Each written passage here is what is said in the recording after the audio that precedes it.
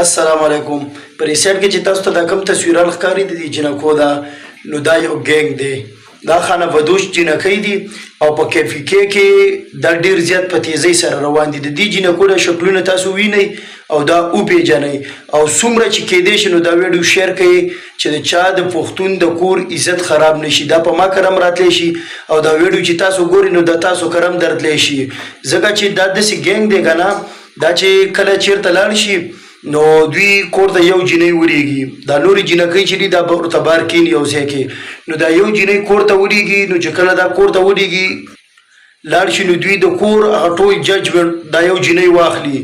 لکه چې په دې کور کې څه شته د پټېدو نشته د پټېدو، په دې کور کې څه قیسې دي څه نه دي، نو دا ټول هغه ججمنټ چې دی هغه دا جینۍ واخلي چې په دې کور کې څوک شته، سړي دي پکې ښځې دي پکې، نو که بالفرض دا پکې یو ښځه ویني یا پکې دوه ښځې ویني نو دا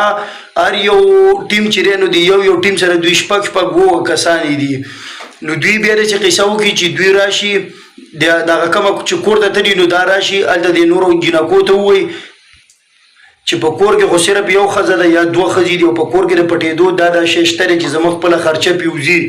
نو بیا هغوی ټول رادننې شي دغه کور ته، نو هغه خو یا یو ښځه یا دوه ښځې که نه، او دغه ډېرې مردارې ښځې دي طاقتورې دي، نو بس دوی په هغې باندې راشي نو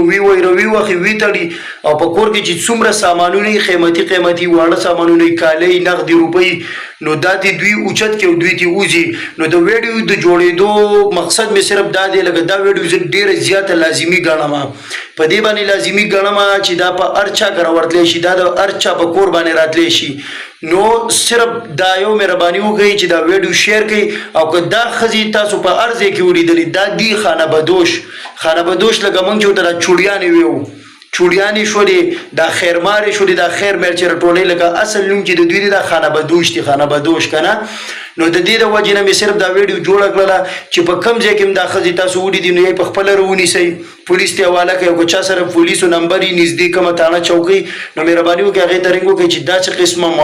مرداري د دې معاشرې نه ختمه کړي، ځکه چې دا د پښتون عزت خرابوي، ځکه عزت په دې باندې خرابوي. که مثال دوی په هغه ټایم کې ستاسو نه غلا هم نه کړي وسه در باندې بر نه شي که نه، نو دوی سره باقاعده خپل ګینګ دی، د کسان سړي هم دوی سره شته دی، نو دوی بیا داسې قصه وکړي چې هغه سړي د شپې دپاره ورته هغه کور وښیي چې په دې کور کې دومره دا هر څه دي، د پټېدو د ټول هغه د کور هسټري ورته بیان کړي. نو دوی بیا هغه سړي د شپې راوړي هغه ورکه رورواړئ. نو خدای راخواسته که زما د پښتون ورور کره داسې بارۍ سړي راواړېدل نو خامخا د هغوی عزت به هم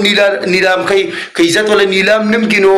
کم از کم ګاونډ خو به دا وایي چې یاره دوی که غله راوړېدلي او دا قیسې ورسره کړي دي که نه، نو بیا هر سړی ښه پوه دی. نو صرف د ویډیو جوړېدو دغه یو مقصد دی چې ویډیو څومره کېږي ملګرو سره شیر کړئ چې دا پلیت قوم د دې ملک نه صفا شي. والسلام.